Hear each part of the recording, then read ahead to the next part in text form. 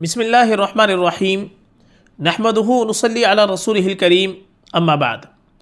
محترم ناظرین کرام، دارالفتاء دارالعلوم دیوبند سے سوال کیا گیا ہے۔ سوال کا عنوان ہے کیا انبیاء سے بھی منکر نکیر سوال کرتے ہیں؟ یہ سوال کا عنوان ہے۔ سوال کیا ہے پہلے آپ وہ سماعت فرمائیے گا۔ سوال کیا فرماتے ہیں مفتیان کرام حسب ذیل مسئلے کے بارے میں؟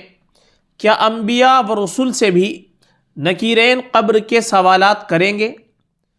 یہ سوال ہے جو دارالفتاء سے کیا گیا ہے۔ اس کا جواب دارالفتاء دارالعلوم دیوبند نے کیا دیا ہے وہ آپ سماعت فرمائیں۔ جواب: بسم اللہ الرحمن الرحیم۔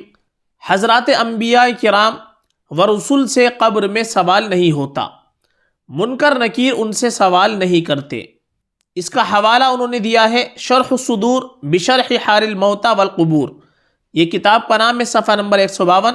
اس کے اندر عبارت ہے: وقد قال النصفی فی بحر الکلام الانبیاء واطفال المؤمنین لیس علیہم حساب ولا عذاب القبر ولا سوال منکر و نکیر، کہ نصفی نے بحر الکلام کے اندر بیان کیا ہے کہ انبیاء کرام علیہم السلام اور ایمان والوں کے بچے جو مومنین ہوتے ہیں، ان کے جو بچپن کی حالت میں جن کے بچوں کا انتقال ہو جاتا ہے، مومنین کے بچے، ان سے نہ تو ان کے اوپر کوئی حساب ہے اور نہ ہی قبر کا عذاب ہوتا ہے اور نہ ہی منکر اور نکیر کا سوال ہوتا ہے، یعنی منکر نکیر ان سے کوئی سوال وغیرہ نہیں کرتے۔